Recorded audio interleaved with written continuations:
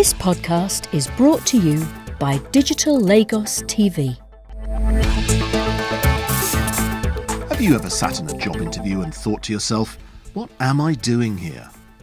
It's easy to doubt yourself in the heat of the moment and think the company's made a terrible mistake. But the truth is, they've invited you for a good reason. So it's time to show them that you're the man or the woman for the job. Here to help you jump the final hurdle and give a killer interview are our resident experts, Clare Davies and Daniell Morrisey. They're both seasoned interviewers for the creative professions. I started our final chat by asking Clare if it was true that most interviewers have made up their minds about the candidates within 30 seconds of setting eyes on them. Absolutely not. It is true that people will form opinions very quickly, but any professional interviewer, any professional recruiter will spend their time focusing objectively on the facts. And that is about what their skills and experience are. I've recruited many people I haven't actually liked particularly, but if they're the best people for the job, it's immaterial. Most interviews nowadays are structured so that there is fair selection throughout. Question to both of you, having been at the other end of this many times. Are you deliberately asking tough questions to put me through the hoops? As interviewers, we're trying to get the best out of you. We want to probe and go in there and ask for detail and really try to understand what you're talking about. But it's not about trying to trip you up. It's not about tricks. One of the classic questions that I think unsettles a lot of people is this question about shortcomings. How do you deal with it? Nowadays, those questions are usually termed as reverse questions. So, for example, it might be, tell me about a time that you didn't meet a deadline. Sounds a bit scary on the face of it, but what they're looking for is self-awareness and an ability to learn. So how would you answer that question? Be honest. I missed this deadline on this occasion because this happened.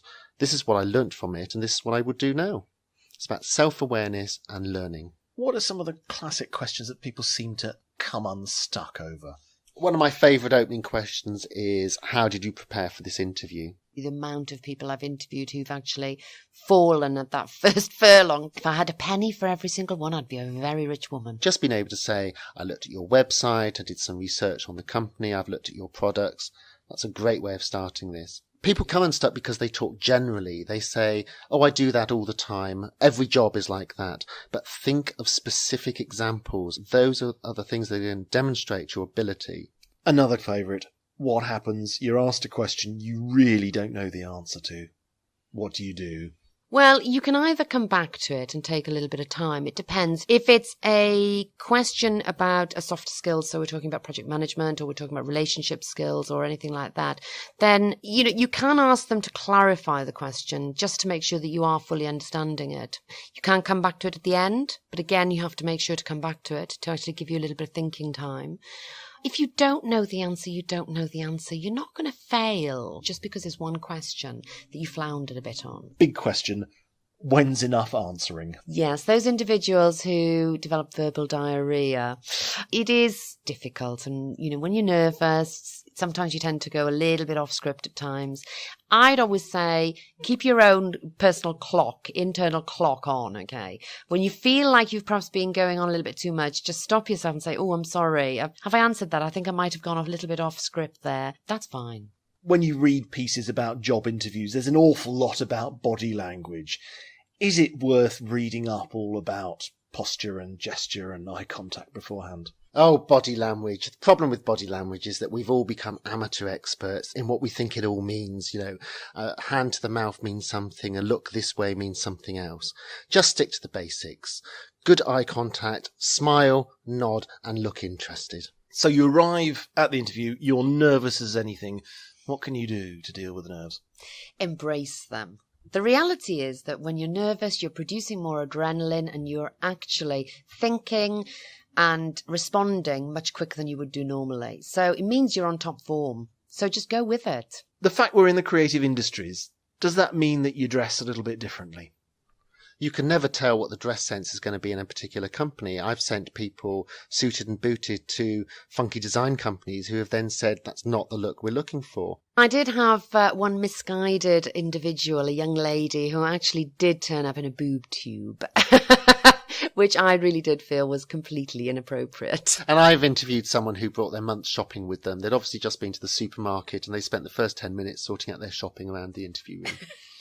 If you don't know what's expected, just phone the company up and ask them. Are there any more thou shalt nots when you're in the interview room? Absolutely. I have had on a number of occasions individuals, when asked why they left a company or if they've had experience of working with difficult personalities, have actually then started to basically make very inappropriate and negative comments about colleagues and about companies. You really don't want to be negative about it. Try and be as objective as possible. Okay, so you've done the interview, you've gone through the interview, and at the end of it, you've not got the job. Give us some soothing words. Very few people go back for feedback. Why not get back in touch with the company or the person that interviewed you and say, I was really disappointed not to get the job. I'd really like to work for you if a future opportunity came along. And if there's any feedback you can give me to help me, that would be really useful. And that really works, does it, Claire?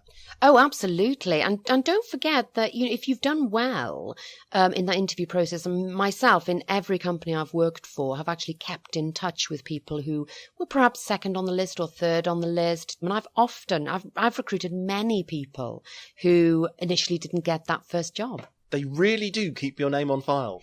I really do keep people's names on files. Daniel and Claire, thank you both very much.